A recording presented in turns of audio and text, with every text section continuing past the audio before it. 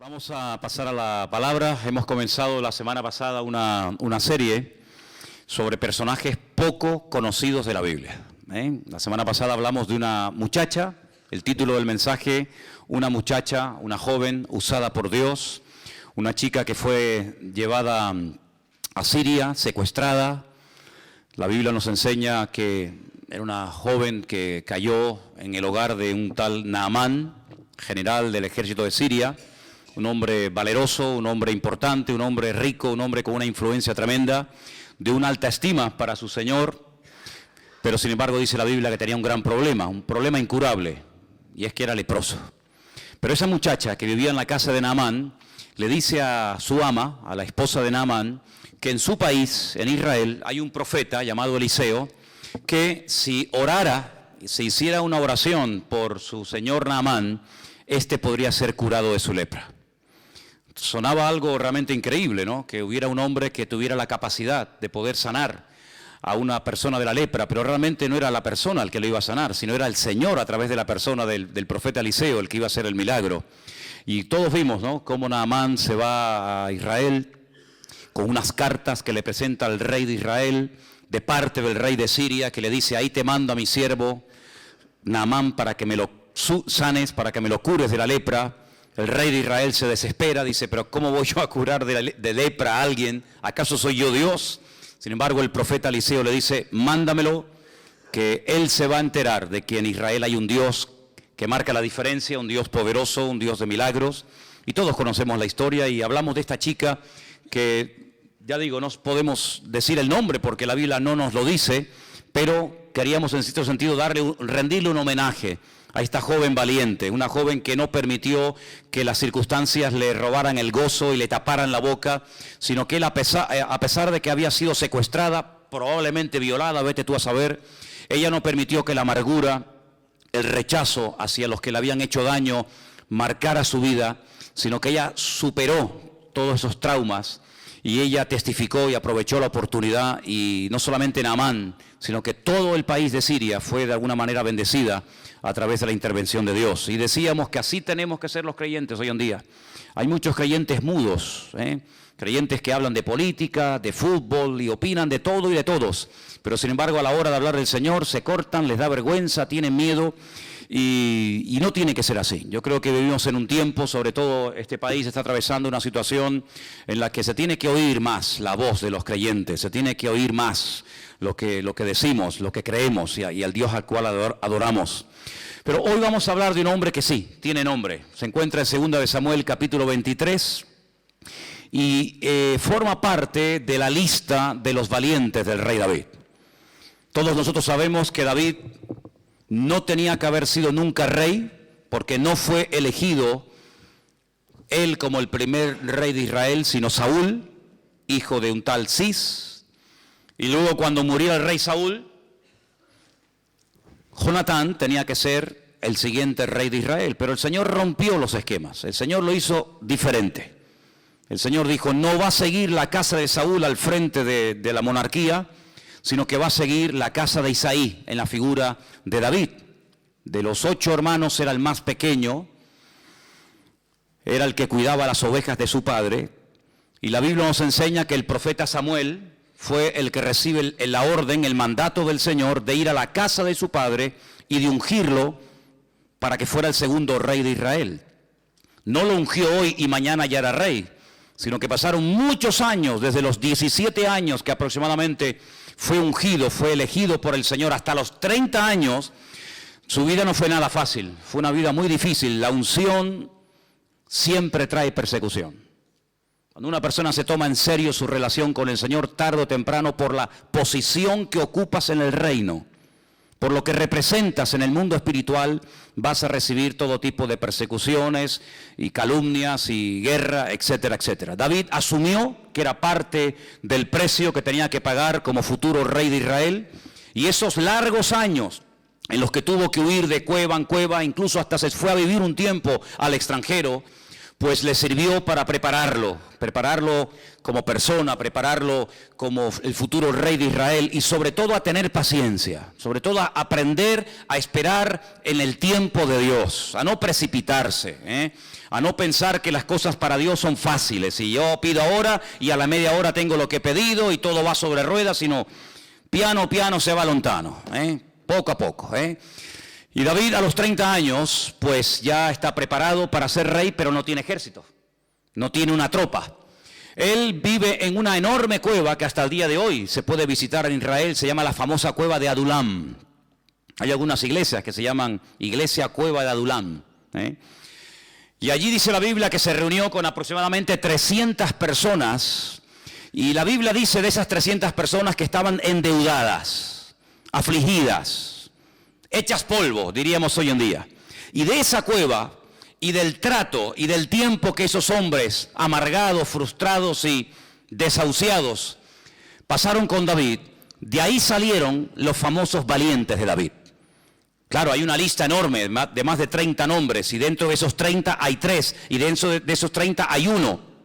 Y el personaje del cual vamos a hablar en esta tarde es uno de esos 3 hombres que eran los que estaban constantemente cubriendo las espaldas del famoso rey David. Uno de ellos se llamaba Sama, capítulo 23 de 2 de Samuel, verso 11, dice la palabra así: después de este fue Sama, hijo de Age, Ararita.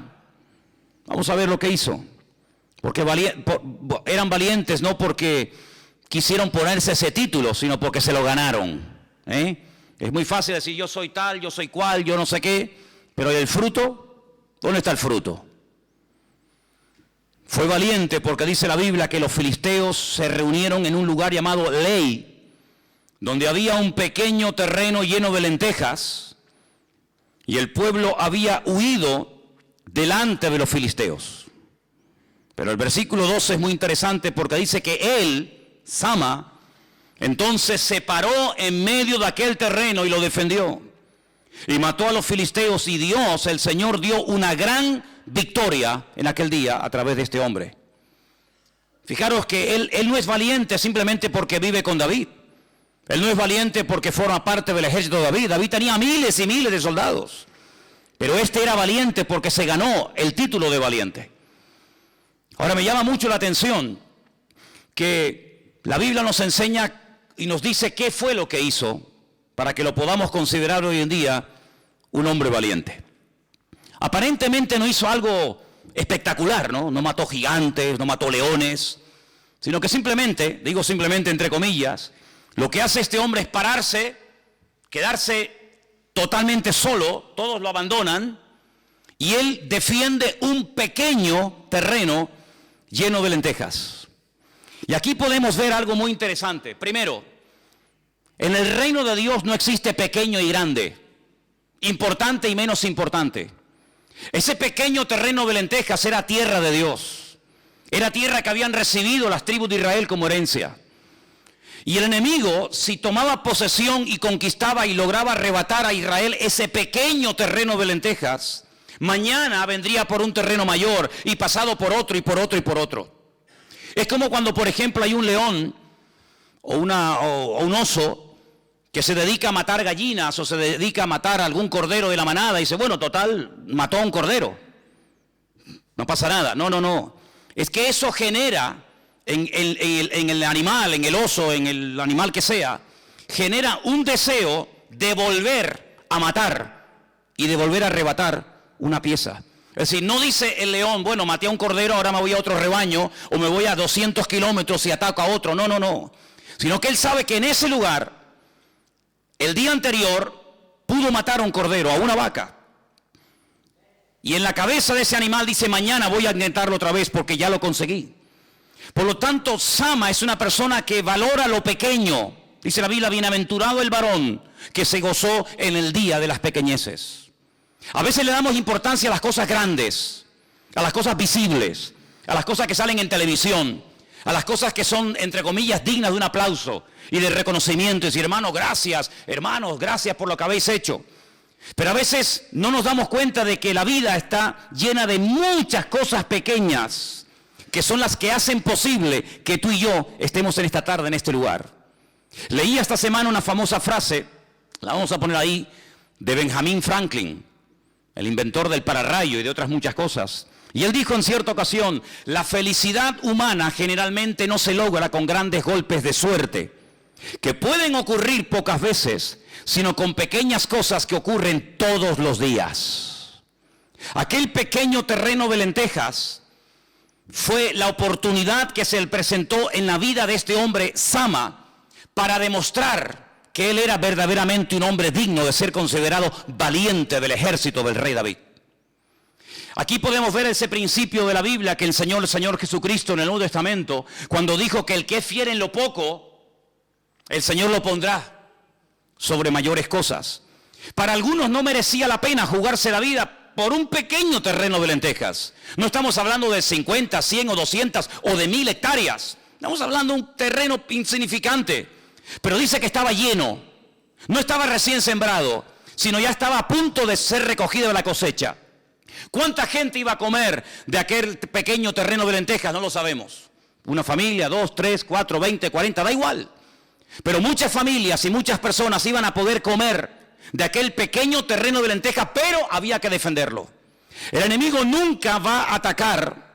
No es atractiva la vida, de la iglesia, el ministerio de una persona que no tiene frutos. No le atrae lo más mínimo al enemigo. El enemigo siempre suele atacar a ministerios, a congregaciones, a creyentes, a hijos de Dios que están dando fruto. Y cuando están dando fruto es cuando viene a arrebatarles la bendición de Dios. Al estéril, al vago, al cómodo, al que pasa de todo, al que entra y sale y no sabe si está o se va. El enemigo no tanto se mete con esas personas. Pero el enemigo es un experto porque no soporta que tu vida crezca, que tu vida madure, que tu vida dé fruto. Y cuando vio el terreno lleno, plagado de lentejas, es cuando dice: ahora voy a atacar y voy a tomar posesión de ese lugar. El enemigo tenía que aprender que en Israel se valora pequeños terrenos y grandes terrenos. Y ahora hay una característica que me llama mucho la atención, no solamente de Sama, sino de otros valientes. Y es que sabían pelear solos. No necesitaban el respaldo de 50, 60, 80 o 1000 soldados, sino que ellos sabían que en cualquier momento la gente podía huir, porque generalmente en proporción los que huyen siempre superan a los que se quedan. Los cobardes siempre superan al número de los valientes. Pero en este caso Sama no fue afectado por el temor y por la cobardía de los que, sino que él se paró en aquel lugar y él dijo: este es el sitio donde hoy yo tengo que marcar una diferencia. Y fue en aquel lugar donde él demostró que estaba capacitado para aprender a pelear solo. Y en la vida habrá momentos en los que podrás depender del pastor, del líder de no sé qué, de papá, de mamá, del hermano, de fulanito o de quien sea. Pero habrá muchos momentos en la vida en los que para poder crecer y en los que para poder madurar y extenderte en el reino del Señor tendrás que aprender a trabajar y a defender tu terreno de lentejas solo, pero no solo, sino con la ayuda del Señor que te fortalece. Es muy fácil a veces tener una madre que nos cubre cuando nos falta el dinero, o tener un amigo al cual podamos recurrir, pero habrá momentos en la vida en los que vas a tener que aprender a luchar tú solo contra el enemigo. Pero recuerda, aunque vengan 1000 contra ti, por un camino vendrán y por 1000 huirán, porque mayor es el que está en ti que el que viene contra ti, dice la palabra. Y Sama se paró. Sama no dijo: ¿pero dónde vais? No me dejéis solo. Oye, que al fin y al cabo todos vamos a comer de esto. A él no le importó lo que hicieran los demás. A veces estamos muy pendientes de lo que hacen los demás. Pero una persona madura no depende de lo que hagan los demás. Una persona que quiere realmente servir al Señor y tomarse en serio su relación con el Señor, no le importa si este vino o no vino, si oró, si no oró, si participó, si habló bien o habló mal. No, Sama aprendió a pelear solo, porque él sabía que en aquel lugar era donde el Señor lo había puesto. Y en aquel lugar es donde él tenía que marcar una diferencia. Y el enemigo tenía que salir corriendo, porque es el enemigo el que tiene que salir huyendo y no tú. Porque dice la Biblia que cuando estamos en obediencia, cuando estamos en línea con el Señor, nunca estaremos derrotados, siempre estaremos en victoria. Nunca estaremos sometidos, siempre estaremos como cabeza. Y nunca tendremos que huir, sino que el que tendrá que huir es el enemigo que viene contra ti. Hay miles y miles de promesas en la Biblia que se le dan a los vencedores, a los valientes, no a los cobardes. No hay promesas para cobardes. No hay promesas ni galardones para los que huyen, pero hay centenares de promesas, hay centenares de galardones para aquellos hombres y mujeres que pelean la buena batalla. Si vamos al Nuevo Testamento, por ejemplo a 2 de Timoteo capítulo 4, del versículo 8 en adelante, hay otro hombre que también peleó otra batalla, en este caso no una batalla contra filisteos, no contra los amorreos, no contra enemigos físicos de carne y hueso. Por eso la lectura que se leyó esta tarde, si habéis prestado atención, decía algo así como: nuestra lucha no es contra sangre y carne. La de Sama sí. Sama no tenía que pelear contra demonios, contra espíritus malignos, pero la de Pablo era diferente. Dice, nuestra lucha es contra principados, contra potestades, contra gobernadores de las tinieblas en las regiones celestes, ¿verdad? Y él habla de una armadura de tipo espiritual, donde tienes que mentalizarte quién eres, interiorizar las promesas del Señor, utilizar la palabra, que es como una espada, etcétera, etcétera. Y al final de su ministerio, cuando él escribe una carta a un joven pastor llamado Timoteo, en el capítulo 4 de 2 de Timoteo, a partir del versículo 6, Pablo dice algo tremendo. Pablo dice, yo ya estoy para ser sacrificado. Pablo sabe perfectamente que se acabó ya los viajes, se acabó ya el ir por el mundo predicando el evangelio. Dice, yo sé que mi partida está próxima. Pero dice algo tremendo aquí. He peleado la buena batalla. He peleado la buena batalla. Pero no solamente la he peleado, sino que he acabado la carrera. Y no solamente la he acabado, sino que la he acabado bien. Dice, guardando, conservando, manteniendo mi fe. ¿Cuántos dicen amén? Qué triste cuando ves a una persona que va bien y va creciendo y tú lo ves y dices, uy, a lo que puede llegar a este joven, ¿no? A lo que puede llegar a esta familia, a lo que puede llegar a este hermano, pero pum, se truncó, no sé lo que le pasó, se enamoró de la persona equivocada, se metió en un terreno equivocado, empezó a hacerse sus propias historias y sus propios proyectos personales y ahí se le fue toda la bendición de Dios. Por eso hay batallas en las que es mejor que no te metas. Yo hace años di un mensaje aquí que lo llamé no te metas donde no te llaman, así se llamaba. Por ahí debe estar. Pablo dice, he peleado, pero la buena batalla. Porque su vida fue una batalla. Su vida fue una guerra, como la de Jacob. Hasta que el Señor les paró y le dijo, no. El fin no justifica los medios, no es cualquier forma, no es cualquier manera, sino hay batallas en las que no tienes que meterte porque no son tus batallas. Pero la buena batalla, lo que el Señor te ha llamado, ahí donde tienes que dar el callo, amigo. Estés solo o estés acompañado, da igual.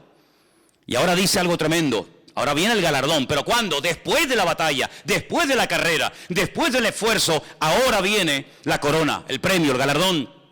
Que el Señor, no el pastor de la iglesia, no la mesa directiva de la congregación, no, el galardón no nos viene de aquí. Yo no espero galardón de ustedes ninguno, ni ustedes tienen que esperar galardón de mí. El galardón, el que nos premia, el que nos honra, ese es nuestro Dios. Maldito el hombre que confía en el hombre. La recompensa viene de parte de nuestro Dios. Y Pablo dice, la corona me la va a dar el Señor, que es juez justo. ¿Cuántos dicen amén? No es un juez que se puede sobornar, se puede manipular, sino es un juez justo.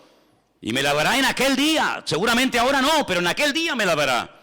Pero no solamente a mí, sino también a todos los que aman su venida. Y es interesante porque él ahora... Es un pasaje muy conocido que lo hemos leído en otras ocasiones. Dice la Biblia que hay compañeros de su ministerio que lo abandonaron. En el momento en el que más ayuda y apoyo necesitaba, es cuando más solo se vio, como Sama.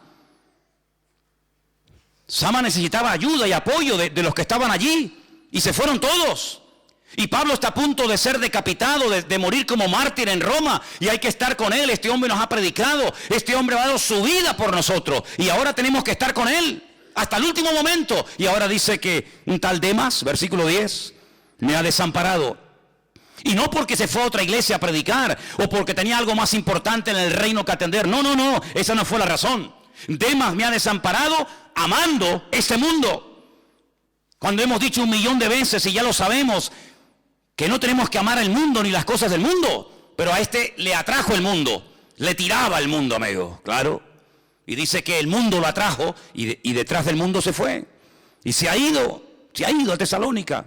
Después menciona un tal Crescente que también se fue a Galacia. Y Tito a Dalmacia. Aquí todo el mundo se marda, todo el mundo se va, nadie se queda. Versículo 11 dice, solo Lucas está conmigo.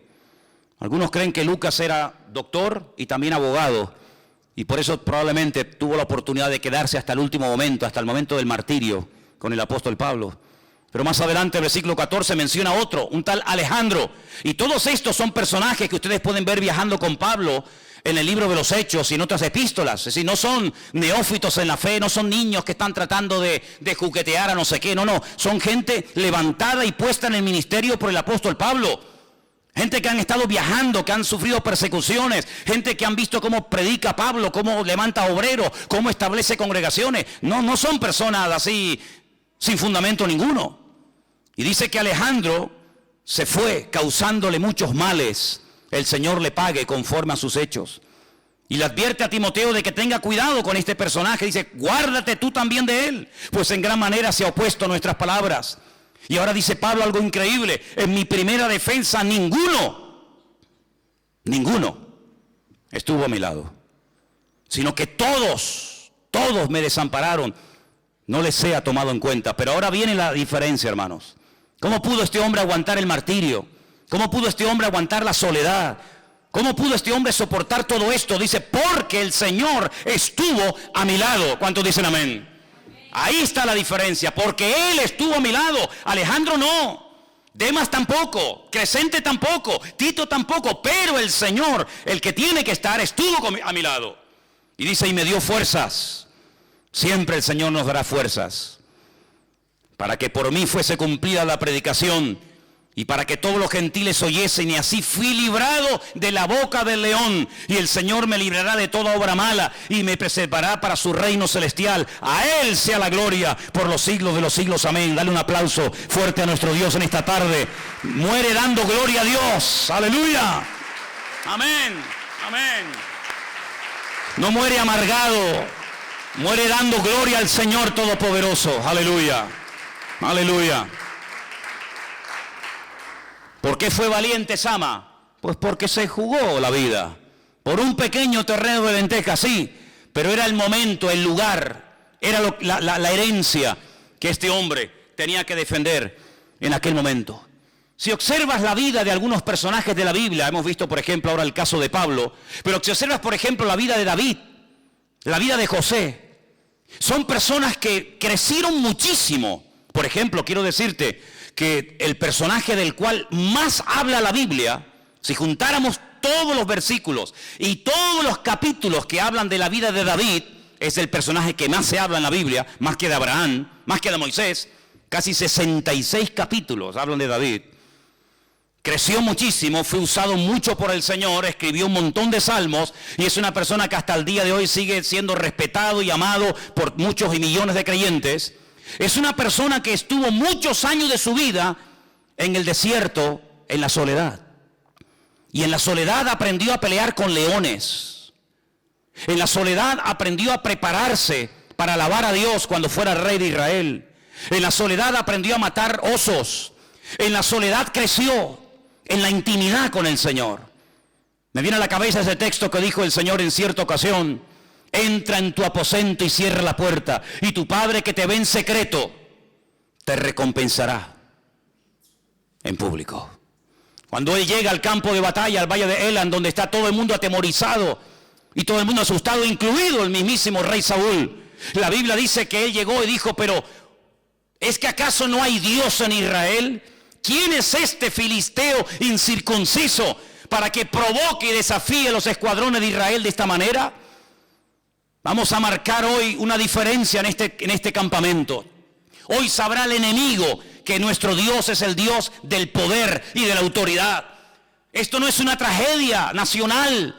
Esto es una bendición impresionante para demostrar en este momento de crisis nacional que nuestro Dios reina y que nuestro Dios es más poderoso que Goliat y que todos los filisteos juntos. Y yo voy a ir contra él, no con espada, no con jabalina, sino en el nombre de mi Dios. Porque David tenía una fe tremenda en el poder del nombre del Dios que adoraba. Y nosotros tenemos que tener fe en el nombre de nuestro Dios. Porque dice la Biblia que el premio, el galardón, la recompensa que el Padre le dio al Hijo fue un nombre, sobre todo nombre, para que en su nombre toda rodilla se doble y toda lengua confiese que Él es el Señor, para gloria de Dios el Padre. Y dice, y en mi nombre pondrán las manos sobre los enfermos y sanarán. En mi nombre echarán fuera demonios, en mi nombre hablarán nuevas lenguas y en mi nombre tendrán poder y autoridad sobre serpientes y escorpiones. Es decir, tendrán mundo espiritual, porque en el nombre del Señor hay poder y hay autoridad. ¿Cuántos dicen amén? Y eso es lo que tenemos que interiorizar en nuestra vida, hermanos. Que el nombre del Señor tiene poder y autoridad. Aleluya. Y cuando estés pasando un momento difícil, en el nombre del Señor, el Señor está conmigo. Y cuando estoy enfermo, el Señor está conmigo como poderoso gigante. Y no importa lo que venga, lo que digan o lo que pase, en el nombre del Señor, todo lo puedo en Cristo que me fortalece.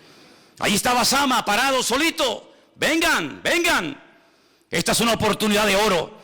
Los problemas o te machacan y te destruyen, o demuestran el tipo de persona que tú eres. Así de claro. Los problemas o te hacen meter la cabeza bajo tierra, apagar las luces, cerrar las ventanas y agarrarte a tus recuerdos y a tu nostalgia y a tus rollos. O los problemas te hacen decir, esta es una oportunidad maravillosa para demostrarle al mundo espiritual que el poder de mi Dios es mucho más grande que el ataque que el enemigo lanza hoy contra mi vida. Y estamos viviendo tiempos en los que necesitamos salir de la teoría. Hay creyentes cargados de teorías y venga teorías. Y el reino de Dios no avanza con proyectos, ni planes, ni con teoría, sino avanza con hechos, de victoria en victoria, de gloria en gloria, y de bendición en bendición. ¿Y cómo avanza? Proclamando las virtudes de aquel que nos llamó de las tinieblas a su luz admirable. ¿Cómo avanza? A través de ti y de mí. Porque ya hoy Sama no existe, David no existe, Gamaliel no existe, Moisés no existe, pero existimos tú y yo. Y somos hoy en día los representantes del Señor, de levantar bandera, de decirle al diablo, hasta aquí ha llegado, amigo.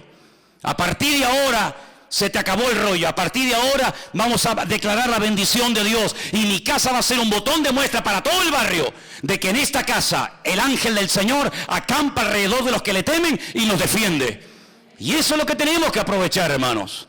Las iglesias no son para entretenernos, para buscar novio, para buscar novia, para que vengan y nos pasen la mano el pastor. Hola hermanita, hola hermanito, que no estamos para eso. Que hay iglesias que le hacen la pelota a las ovejas para que no se vayan. Aquí no le hacemos la pelota a nadie. Esto es un ejército. Y el ejército tiene que estar acostumbrado a trabajar solo o acompañado. ¿Por qué? Porque estamos viviendo en unos tiempos en los que no podemos vivir de teoría, de las glorias, del trabajo que hicieron otros misioneros en el pasado. Es nuestro tiempo. Es el tiempo de defender nuestros terrenos de lenteja para la gloria de Dios. ¿Cuál es tu pequeño terreno? Algunos ni saben. Pero tienes que pensar, si Dios me dio esta bendición, no permitas que nada ni nadie te la quite. Pelea las bendiciones a veces se reciben, o porque Dios te las dio sin pedirla, o porque la pediste, pero una vez que la tienes, hay que cuidarla, amigo. Hay que cuidarla, hay que protegerla, hay que pelear la buena batalla, dice la palabra. Si Dios te dio victoria, Dios te dio libertad, Dios te dio gozo, Dios te dio la salvación, gloria a Dios. Pero dice, cuidar las cosas de Dios con temor y con temblor. No sea que nos deslicemos, dice la Escritura. Porque en el Antiguo Testamento vemos algunos que fueron muy bendecidos. Y fueron liberados de la mano del faraón. Y cruzaron el Mar Rojo. Pero no supieron aprovechar la ocasión para marcar la diferencia. Y en vez de convertirse el enemigo a ellos se convertían en el enemigo. Qué triste es cuando vemos a creyentes que imitan al mundo, en vez del mundo imitar a los creyentes.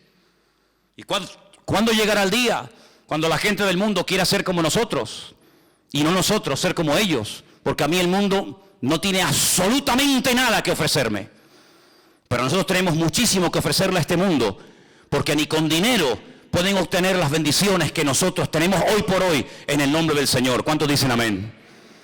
Ahora bien, me llama la atención porque a veces cuando alguien en la Biblia hace algo muy importante, decimos, uy, qué bien, David mató a Goliat, pero espérate, tan valiente y tan fiel era cuando peleaba contra leones y contra osos y matando gigantes, como cuando estaba en las montañas de Judea, días y días y semanas enteras a la intemperie, cuidando las ovejas de su padre. Hay gente como que busca una ocasión, que venga el oso, o el león, o el gigante. Pero hay algo muy importante: nadie va a poder vencer los enemigos grandes si primeramente no aprendes a ser fiel en la intimidad, en tu relación con el Señor cada día. ¿Cuántos dicen amén?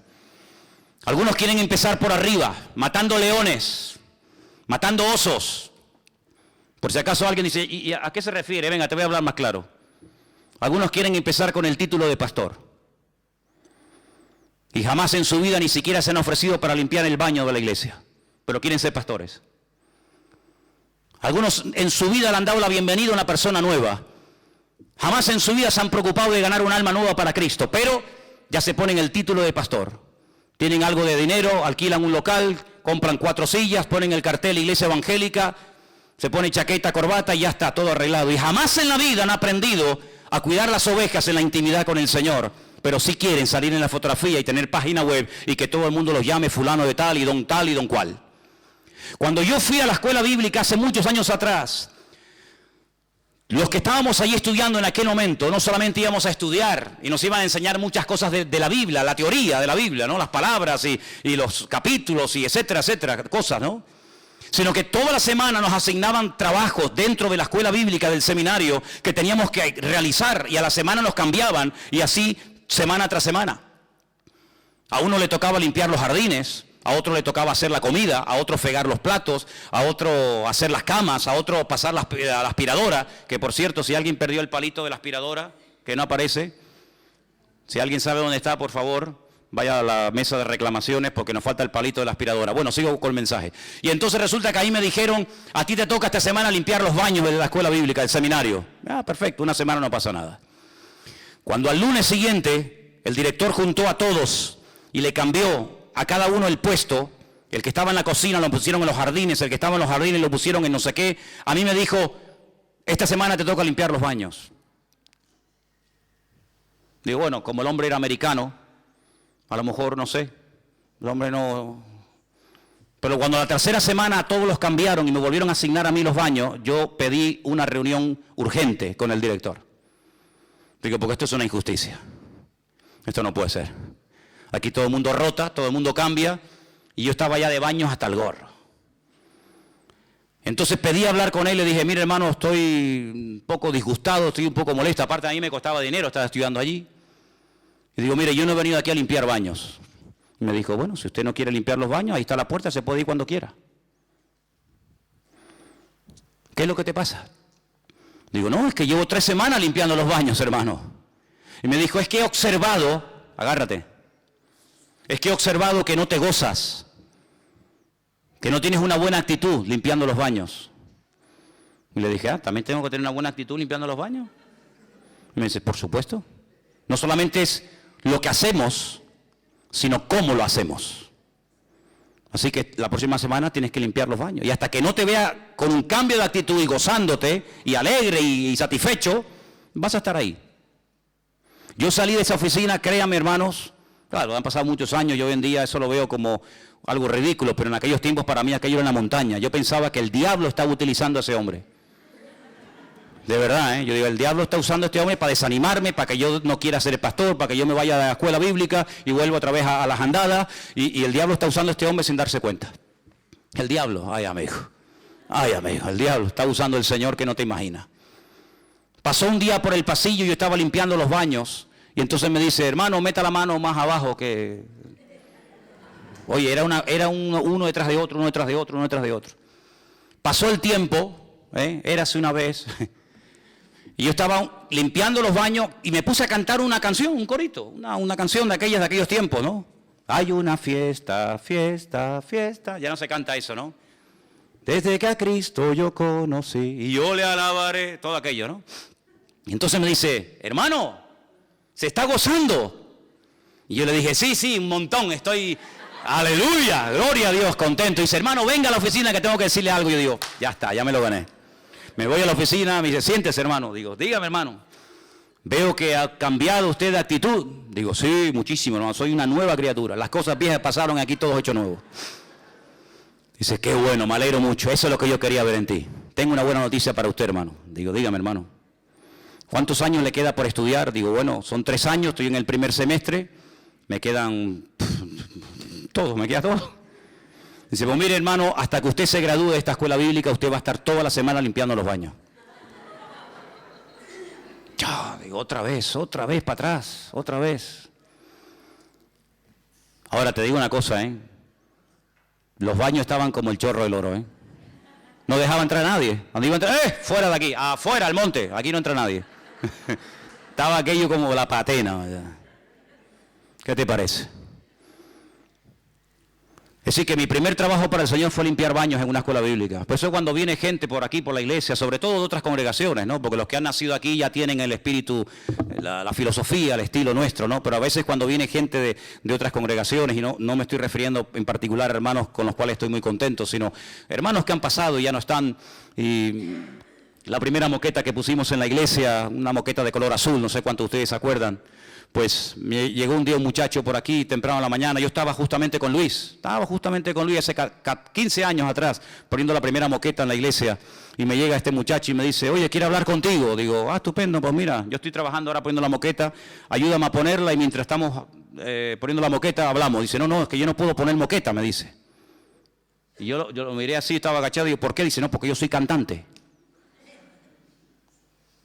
Digo, yo soy el pastor. Y yo soy pastor dentro y fuera. Tú eres cantante aquí dentro, cuando sales allá afuera no eres nada. Yo soy pastor aquí, allá y a donde vaya. Y si yo me agacho a poner moqueta con un señor, ¿por qué no te vas a agachar tú? No, es que yo soy cantante, yo solamente sirvo al Señor. ¿Ok? Sirve usted al Señor, pero aquí, sinceramente, usted no tiene nada que hacer. Porque aquí si tenemos que poner moqueta, pintar, arreglar, y a la media hora estar administrando, cantando, lo hacemos, no hay ningún problema. Habrá momentos que vendrá un león y habrá momentos que vendrá una hormiga, da igual. Habrá momentos que el Padre nos manda a cuidar las ovejas al monte y habrá momentos que nos mande el Señor a primera línea, da igual. Pero tenemos que estar preparados para todo, porque todo en el Señor es importante, no hay grande ni pequeño, no hay chico ni grande, sino que todo es importante para el reino de Dios. ¿Qué te parece, amigo? Y este espíritu que tenía Sama es el que yo he querido mantener y quiero mantener hasta el último día de mi existencia. De valorar cada oportunidad que se me presente en la vida. Colocar sillas, gloria a Dios, y las voy a colocar con gozo y alegría. Pintar, aunque no venga nadie. Yo pinto la iglesia solo, aunque no venga nadie. Y si es predicar, yo predico. Y si es cantar, canto. Y si es lo que sea. ¿Por qué? Porque en el reino de Dios todo es importante. Y en el reino de Dios el Señor valora, ve y premia y honra a los que se esfuerzan en el reino de Dios. Y hay gente que no entiende esto. Hay gente que se han hecho pastores para figurar y para aparentar y para vivir del cuento. Y hablemos ya claro, mijo. Hay gente que no han sido nunca en la vida nada. No han sido nada. Pero se meten de pastor porque piensan que el pastor es el jefe. Y la Biblia nos enseña que el pastor es el siervo de todos. Y el que no tiene espíritu de siervo no sirve para servir a los demás. Y el que no sirve para servir a los demás, alguno dijo, tampoco sirve para vivir. Así que Sama es un ejemplo extraordinario de un valiente, pero un valiente no porque vivió con David en la cueva de Adulán, sino un valiente porque demostró que era valiente. Y va a llegar el momento en tu vida en el que Dios te va a decir, tú dices que eres maduro, te voy a mandar una prueba para que te demuestre a ti mismo lo maduro que eres o lo que tú dices que eres. Dices que tienes mucho amor, te voy a mandar unas pruebecitas, unos test, unos exámenes para demostrarte a ti misma si verdaderamente tienes tanto amor y tanta fe y tanta compasión por los demás como tú dices que eres. Tarde o temprano el Señor mandará a nuestra vida lo que nuestra vida necesita para crecer y para madurar. Y el Señor sabe dónde probarnos y cuándo probarnos y hasta qué tiempo probarnos. Y lo importante es que nos demos cuenta de que para nosotros no hay cosas grandes que tenemos que hacerlas y pequeñas que la haga el que acaba de llegar a la iglesia, sino que tenemos que estar dispuestos a hacer cualquier cosa. ¿Por qué? Porque tenemos que tener iniciativa en el reino de Dios. Y Dios honra a aquellas personas que le honran. ¿Cuántos dicen amén? Mira, por un plato de lentejas un hombre vendió su primogenitura. Y estoy hablando del hermano gemelo de Jacob. Por un plato de lenteja, él dijo, ¿y a mí de qué me va a servir la primogenitura el día de mañana? Yo ahora tengo hambre y mi hermano Jacob ha hecho un potaje de lenteja y yo lo que quiero es ahora cubrir mi necesidad y mañana, ¿a mí qué más me da mañana? Toma mi primogenitura, que mi padre te bendiga, que recibe la bendición espiritual. Yo no quiero eso, yo lo que quiero es las lentejas de ahora. Y ahora vemos en la vida de Esaú que menospreció su primogenitura. Pero Sama dice no, este pequeño terreno de lentejas es el lugar donde el Señor nos ha puesto y por este terreno yo me voy a jugar la vida. Y si la pierdo, muero como un valiente y prefiero morir como un valiente que huir como un cobarde. Porque en la Biblia hay listas de docenas y docenas de valientes, pero no hay listas ni una de gente cobarde que abandonó al Señor. ¿Cuántos dicen amén? Ni una. Y yo te pregunto a ti, ¿vas a pelear la buena batalla? ¿Cómo te vas a montar tu relación con el Señor? ¿Cómo te vas a montar tu vida cristiana? Es lucha, es esfuerzo. Pelea la buena batalla, le decía Pablo a Timoteo. Esfuérzate en la gracia del Señor, corre legítimamente como un atleta, echa mano de la vida eterna, cumple con tu ministerio, predica a tiempo y fuera de tiempo, que nadie te menosprecie, pero sé ejemplo en esto y en aquello. En otras palabras, no le habla ni una rendija a que se mande a mudar, sino dice, aguanta ahí, amigo, aguanta ahí, pelea. Y al final, los que pelean y se esfuerzan por el reino son los que van a recibir la bendición del Señor. ¿Cuántos dicen amén? ¿Merecía la pena estar allí? Claro que sí, por supuesto que sí. Ahora ellos tuvieron un buen ejemplo. Y yo siempre digo a la gente, ¿quién es tu ejemplo? ¿Quién es la persona que te está a ti marcando el camino? ¿O tú vas por libre? Porque Sama se parecía a David, amigo. Y dice la Biblia que David se parecía a Dios. Los soldados de David, cuando tú les veías, dice que les mirabas la cara y eran caras como de leones. Y dice que corrían como gacelas. Y eran muy parecidos a David. Y lo que hacía David, resulta que cuando David ya era mayor, resulta que le traspasó su espíritu, su estilo de vida. Y dice que ellos también mataban leones, ellos también mataban gigantes. Porque dime con quién andas y te veré quién eres. Dicho bíblicamente, Proverbios dice, anda con sabios y sabio serás. Ellos se pegaron a David. Jonatán podía haber sido una persona como David. Mataba leones, mataba osos, mataba filisteos, pero prefirió irse con su padre. Aunque hizo un pacto con David, aunque se quitó el escudo, el talabarte, el manto, y se vistió como David, y David se vistió como Jonatán, simplemente era apariencia, simplemente era por fuera, pero por dentro su corazón no era como el corazón de David. Se va al palacio con el padre, dice que cuando murió Saúl, también murió de Jonatán. Y por eso es muy importante, hermano, muy importante que nos conectemos a un lugar, a un sitio donde realmente mi vida sea tratada realmente por el Señor. No te rodees, yo lo dije un día, no te rodees de gente que te ríen la gracia y que a todos te dicen sí, Juana. No te rodees de pelotas. Rodéate de gente y pídele al Señor que ponga en tu camino gente que te diga, mira hermano, por ahí no va. No, por ahí no es. La forma como hay que hacer esto es así, así, así, así. Y esas personas llegaron a la cueva de Adulán destruidos, hermanos, temerosos, endeudados, afligidos, destruidos en todos los sentidos. Pero salieron de aquella cueva después de un tiempo de tratamiento con el Señor y al lado del ministerio de David como auténticos leones. Bueno, la Biblia dice que un día uno de estos hombres iba por el campo, era en pleno invierno, y se encuentra en un foso a un león que cayó dentro. Ahora, ¿en qué cabeza cabe que usted va por el monte y ve un hueco enorme, una especie de trampa, y se asoma y ve a un león en el fondo? ¿Usted qué haría? Diga la verdad, sea sincero. Pues déjalo ahí.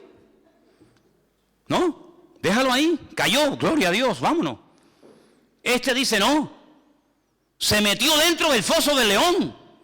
Y hermano, cuando usted está en campo abierto, hombre, no es que pueda correr mucho más que el león, pero no sé, te puedes subir a un árbol, te puedes hacer el muerto, yo qué sé. Pero meterte en un foso de 2x2 dentro con un león, eso es una temeridad. Pues este dice, pues yo me meto. ¿Por qué? Porque David, mi general, mi rey, nos ha contado muchas veces que él mataba leones. Y yo también lo quiero hacer. Y dice que se metió dentro del león con nieve y lo mató. Y tú dices, pero ¿cómo no van a ser llamados valientes? ¿Cómo no van a estar sus nombres en la Biblia cuando eran personas que eran capaces de hacer locuras por el reino del Señor? ¿Quién no ha conocido personas que han hecho locuras para el mundo que al final no han servido de nada? Cuando vienen esta gente de otros países y se suben a lo alto de un hotel y se tiran a la piscina que está 30 o 40 metros allá abajo, y ¡bum!, ahí se tiró, como una gran gracia. Pero después esa persona que hacía esas locuras y esos disparates y que trepaba a un edificio sin red y que hacía locuras, se tiraba en puenting, en parapenten y toda esa vaina, después le dice, no, quiero que presentes el culto en oración al Señor. ¿Puedes orar por el culto? Ay, no. Es que me da vergüenza. ¿Que te da vergüenza orar en el culto? ¿Y tú eres el que te tiraste de la 10ª planta a la piscina de abajo que no te mataste de milagro? ¿Y tú eras el que te acostabas a las 8 o 9 o 10 de la mañana del día siguiente vestido de mujer, borracho toda la noche haciendo locura, y ahora te da vergüenza pararte en la puerta de una iglesia con una Biblia que pone aquí Santa Biblia y le das vuelta para adentro para que parezca una agenda en vez de una Biblia? Pero ¿cómo puede ser eso? ¿Cómo puede ser que haya gente que sea tan valiente y tan osada para hacer locuras y luego para el reino son unos cobardes? No tiene que ser al revés, hermanos.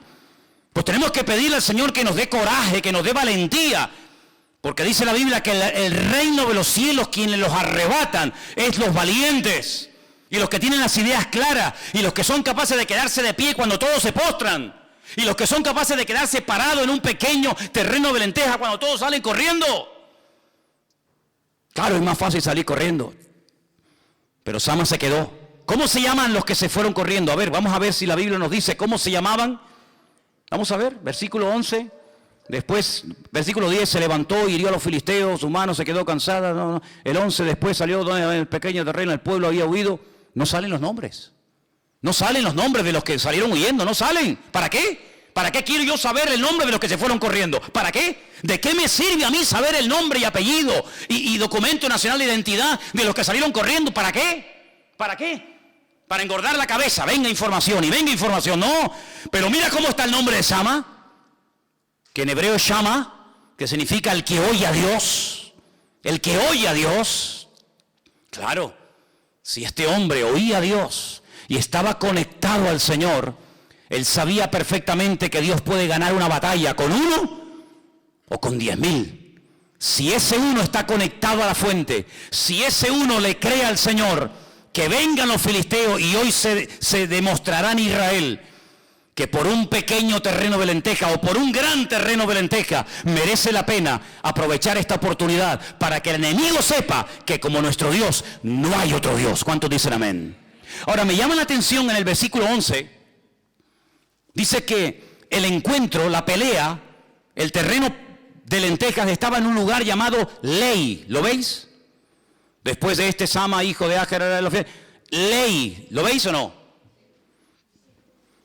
En el libro de los jueces, porque me vino en la cabeza, digo, a mí esto me suena de algo.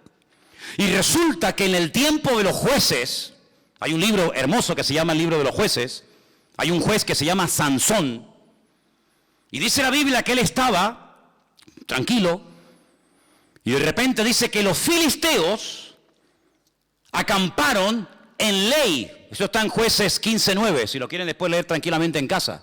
Jueces 15:9. Dice que los filisteos acamparon en Lei para pelear contra Israel.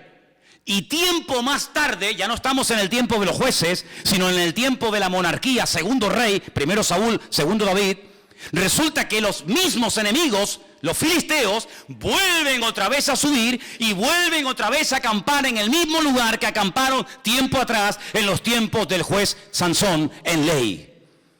Y comencé a pensar y llegué a la conclusión, porque la Biblia nos lo muestra muy claramente, que hay lugares y personas y situaciones como que para el enemigo sería un gran trofeo de guerra el poder conquistar. ¿Quién no ha visto alguna vez en la casa de alguien o en algún museo, alguna parte, cabezas de animales disecadas? Búfalos, leones, tigres, osos, panteras. Es como un prestigio, ¿no? Si yo en tal sitio maté ese león, en tal otro sitio maté a ese búfalo, y como que le da caché al cazador, como un trofeo de guerra. Con esto demuestro mi valentía, con esto demuestro mi puntería. Pues en cierto sentido al diablo le encantaría tener tu cabeza colgada en el pasillo y decir, mira, a este joven que predicaba, me lo cargué. Y a esta familia que servía a Dios, lo fulminé. Y a aquella hermana que oraba tanto, la hundí en la miseria. Y aquella persona que quería servir al Señor y que incluso pensaba en ir a prepararse para el día de mañana servir al Señor, pues lo fulminé. ¿Cómo le gustaría al diablo a más de uno poder decir, le eché el guante y lo destruí? Por algo dirá la Biblia que tenemos que enfrentarnos a esta batalla no con armas carnales, porque la batalla que peleamos, como dije al principio, no es contra personas, no es contra gobiernos, no es contra sino es contra principados, que viene de príncipe, contra potestades, poderes, gobernadores de las tinieblas, contra huestes espirituales de maldad en las regiones celestes. Y por eso el retiro que Dios mediante tendremos en el mes de mayo, el lema del retiro este año será descubriendo el mundo espiritual. ¿Sabes por qué? Porque el mundo espiritual que no vemos es tan real como el mundo natural en el cual nos movemos y vivimos. Y el mundo natural ejerce una influencia sobre este mundo natural. Y es como algo que, como las dos caras de la moneda, vemos en el ministerio de Cristo, vemos tanto en el Antiguo como Nuevo Testamento, momentos en los que en la atmósfera, el ambiente espiritual estaba cargada y no había respuesta, no había sueño, no había profecía, no había palabra, no había bendición, había sequía, hambre, miseria, pobreza, crisis. ¿Por qué? Porque el mundo espiritual estaba afectado y cerrado por el enemigo.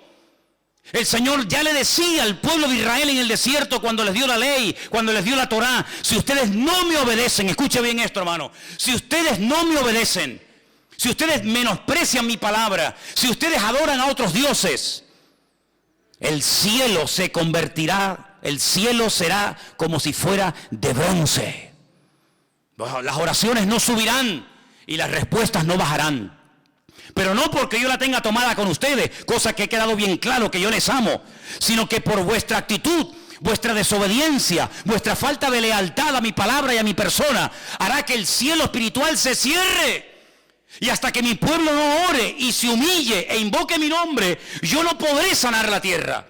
Yo no podré levantar la maldición. Yo no podré marcar una diferencia. Y por eso el apóstol Pablo habla muchísimo acerca de la importancia que ejerce la oración en ese concepto en el mundo espiritual. Porque hay enemigos que no se vencen hablando, ni dialogando, ni opinando, ni cantando. Hay enemigos que se vencen de rodillas, orando con autoridad en el nombre del Señor. Cuando el famoso Hudson Taylor, lean su biografía, es alucinante. Uno de los hombres que se fue a la China a llevar el evangelio cuando la gente le decía que estaba loco, que para qué se iba a la China. Un hombre que cuando se fue en el barco de Inglaterra, en barco de vela, se llevó sus pertenencias en un ataúd, en una caja de muertos. Y cuando lo fueron a despedir, algunos hermanos, algunos poquitos hermanos, lo fueron a despedir, allí en el puerto le dijeron, ¿para qué te llevas una caja de muertos? ¿Para qué te llevas un ataúd? Dice, porque yo voy a China y voy a morir. Voy a dar mi vida por el Señor. Así que ya de paso me llevo la caja. Ya voy preparado. Como decía Pablo, nosotros los que trabajamos, Silas, Timoteo, Tiquico, Priscila, Aquila, Crescente, Alejandro, Demas, etcétera, vamos a ponernos de acuerdo. Vamos a sentenciarnos a muerte. Y uno dice, ¿cómo? Sí, para que cuando los romanos nos cojan, no digan ellos y se lleven la victoria, ¡ay, le hemos echado el guante y lo hemos matado! No, ya nosotros estamos condenados a muerte. Simplemente les damos a ustedes la oportunidad de meternos mano y cortarnos el cuello o crucificarnos, pero nosotros ya estamos como muertos vivientes, porque para nosotros el vivir es Cristo y el morir es ganancia. ¿Cuántos dicen amén? Increíble. Así que, hermanos, cuando uno va a la palabra, uno se encuentra que el Señor lo que quiere de cada uno de nosotros es que nos paremos y no huyamos. No salgamos corriendo. Hay gente que cuando tiene problemas se viene abajo. Y los problemas es el momento idóneo para demostrar si la palabra de Dios es verdad o es mentira. Un hijo rebelde, una situación apurada económicamente, un problema físico en el matrimonio, espiritual o de la índole que sea, es la plataforma idónea que tú necesitas para poder comprobar y para poder demostrarte a ti mismo si lo que has leído en la palabra funciona o es mentira, si es verdad o es falso, si las palabras de Dios son sí y amén en Cristo Jesús o esto es un cuento y un engaño. Pero cuando tú ves que tu Dios es más grande que tu problema, entonces tú dices, benditos sean los problemas, porque he descubierto a mi Dios en medio de esta crisis, porque veo que mi Señor es más grande que el problema. ¿Cuántos dicen amén? Apláudale fuerte a Él en esta tarde, dígale, gracias Señor, gracias Señor, porque tú eres grande y maravilloso. Aleluya, aleluya. Gracias a Dios. Así que, amados hermanos, como dice el mundo, y mira que lo dice el mundo, no hay mal que por bien no venga. Si no tienes problemas de ninguna índole, ¿cómo sabes si esto funciona o no funciona? Si no estás nunca enfermo, ¿cómo sabes que Dios sana? No, Dios es sanador. ¿Tú lo sabes por qué? No, es que lo oí. Sí, a mí yo lo he comprobado. Yo he comprobado que Dios sana. ¿Y cómo podemos comprobar que Dios es más grande que el enemigo? Pues cuando viene el enemigo a intentar robarte la bendición, como león rugiente, y tú le vences y pones la bandera y dices, amigo, hasta aquí has llegado. Y eso es la vida cristiana. La vida cristiana no es venir aquí, gloria a Dios, aleluya, y cada uno con la suya. Eso no es vida cristiana, eso es venir a un club llamado iglesia. La vida cristiana es luchas, peleas, batallas. Y venimos los domingos aquí, para recordarnos estas cosas, para que el Señor hable a nuestra vida, para que cuando salgas ahí a esa jungla, a esa selva que está allá afuera, esperándonos a todos, allí podamos como Sama decir, amigo, aquí me paro y aquí marco la diferencia, porque el Señor está conmigo como poderoso gigante. Dale mucha importancia a las cosas pequeñas. Si tú no logras vencer lo pequeño en tu vida, lo grande tampoco podrás derrotarlo. Si tú no eres capaz de vencer un pecado pequeño, eso de pequeño o pecado pequeño lo pongo entre comillas, pero ustedes me entienden. Si tú no eres capaz de vencer un pecado pequeño, no hace falta que venga un pecado, ni un demonio grande, ni un problema grande, porque si en lo pequeño has hecho el ridículo, en lo grande te tumba y te fulmina, amigo. Por eso muchas veces los problemas en la vida son proporcionales a nuestro nivel de fe. Según su nivel de fe, así serán las pruebas en la vida. Por eso hay pruebas que si el Señor se las mandaba a otras personas en la Biblia, los mataba. Pero el Señor le mandaba las pruebas a Abraham que estaban diseñadas específicamente para Abraham. Y las pruebas que le mandó a David eran las pruebas que necesitaba David para demostrarse a sí mismo que tenía un Dios todopoderoso.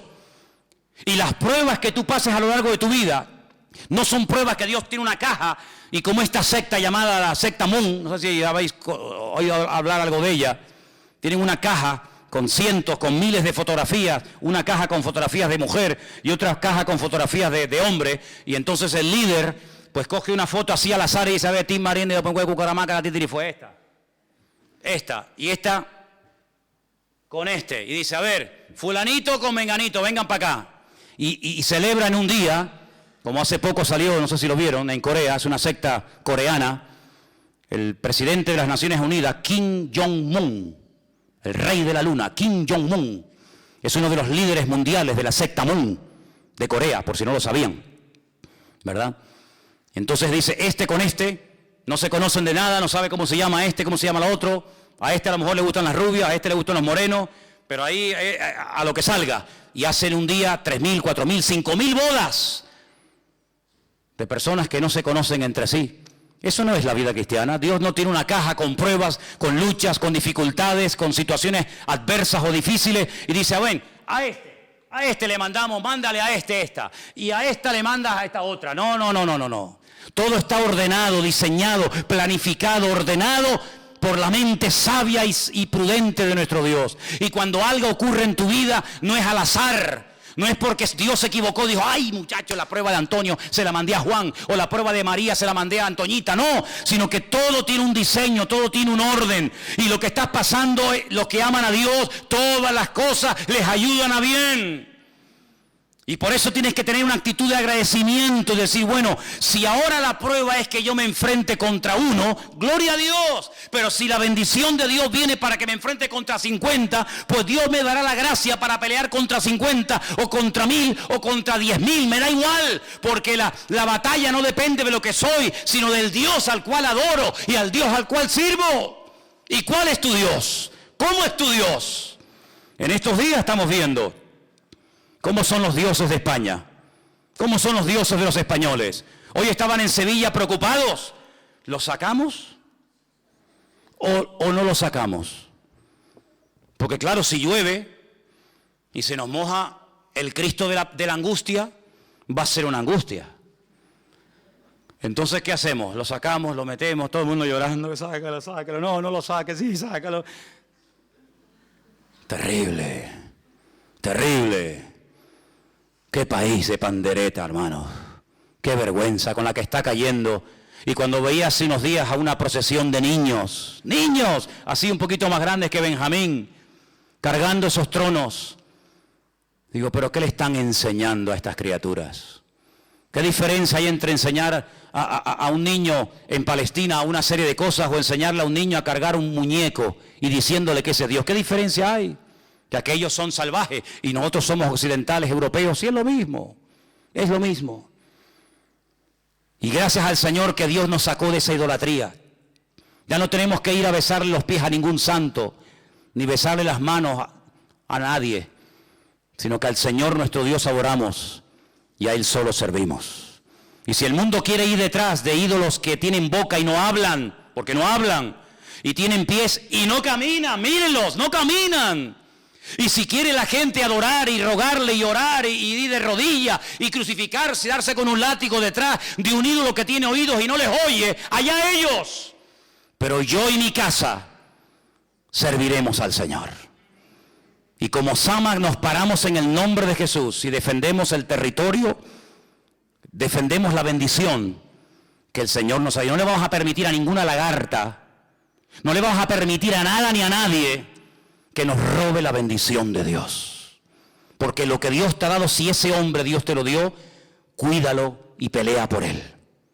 Si esa mujer fue la que Dios te dio, gózate con la mujer de tu juventud y que sus caricias te satisfagan en todo tiempo, dice la Biblia. ¿Sí o no? Pues ya sabes, hermana, ponte a hacerle caricias a tu marido. Porque si no el versículo está ¿cómo es? Mutilado.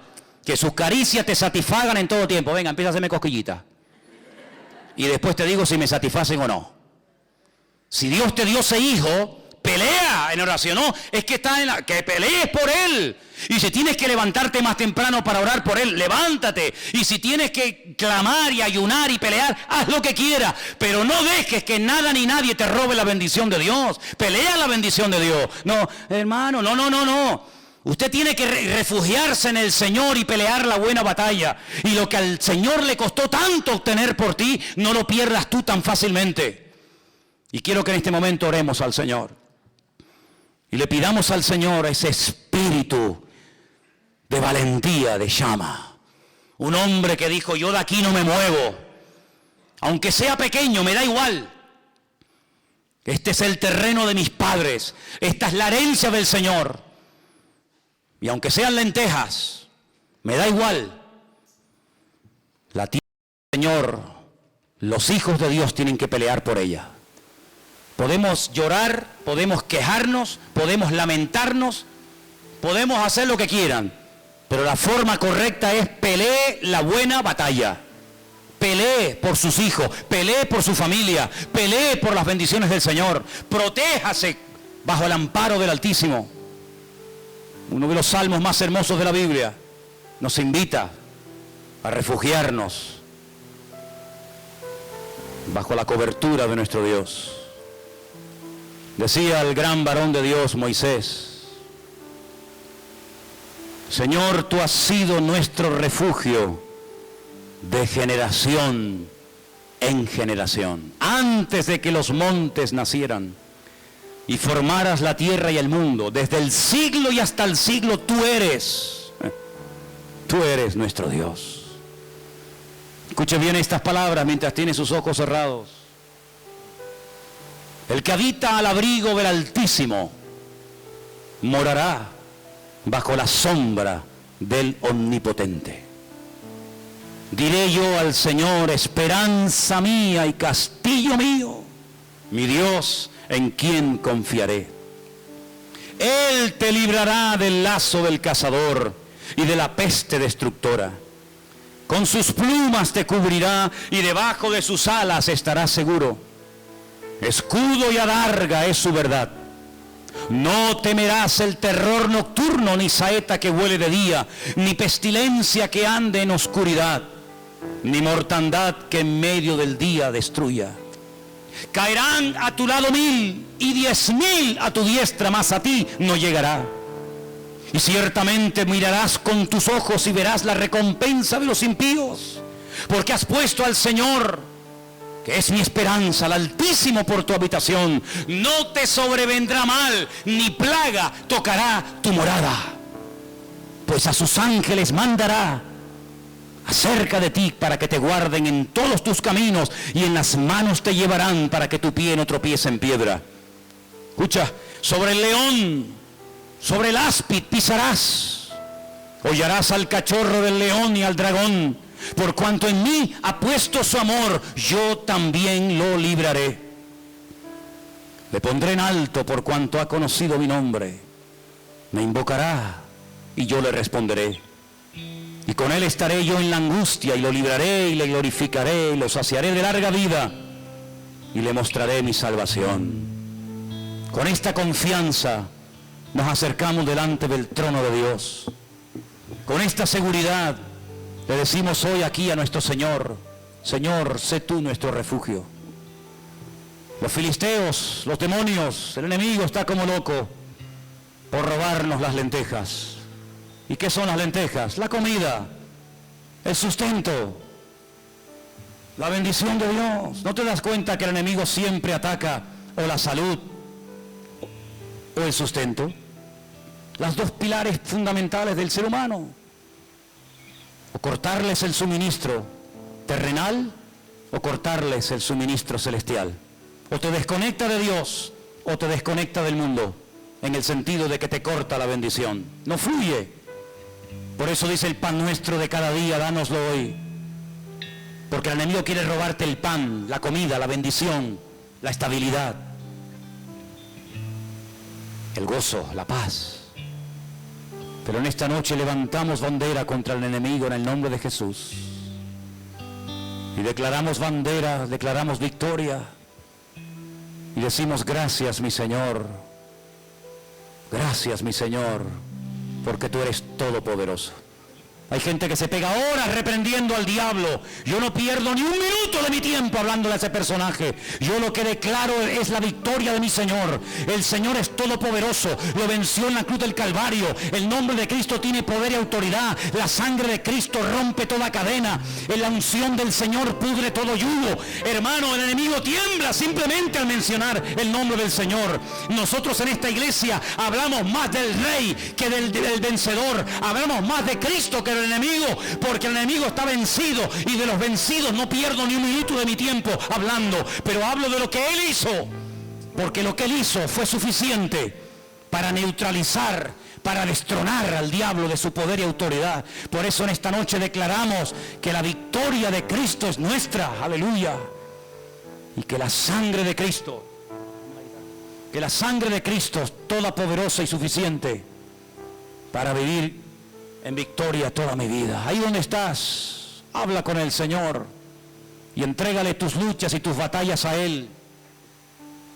Dile al Señor en esta noche: Señor, yo quiero levantarme y pararme firme, y voy a defender en el nombre de Jesús el terreno y la bendición que tú me has dado. Algunos se resignan, algunos como que dicen: bueno, será así. ¿Cómo que será así? Cristo no murió para verte decaído. Cristo no murió en la cruz del Calvario para verte derrotado y triste. Eso no es el Evangelio. El Evangelio es sinónimo de victoria. El gozo del Señor es nuestra fortaleza.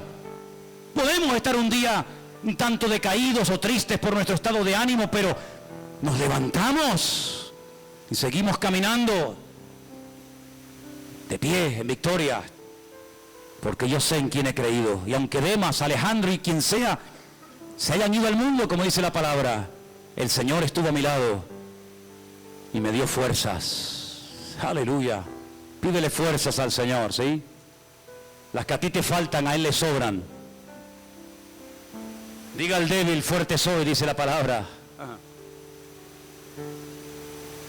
Él multiplica las fuerzas del que no tiene ningunas. Ese es nuestro Dios. Aleluya. Aleluya. Gracias, Señor. Quiero que ores por la persona que está a tu lado en esta noche. Quiero que ores por ese hermano, por esa hija, por ese marido, esa esposa o quien sea. Quiero que ores por él y por ella y lo bendigas en el nombre del Señor. Le digas al Señor en esta noche, Padre, enséñame a vivir de pie y no de rodillas, postrado ante el enemigo. Enséñame, Señor, a caminar en victoria. Enséñame, Señor, tus caminos. Quiero que estemos orando los unos por los otros en esta noche. Aleluya.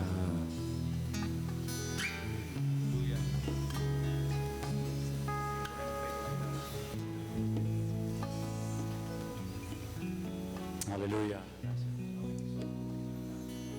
Vamos a seguir orando. Y abre mis ojos, Señor.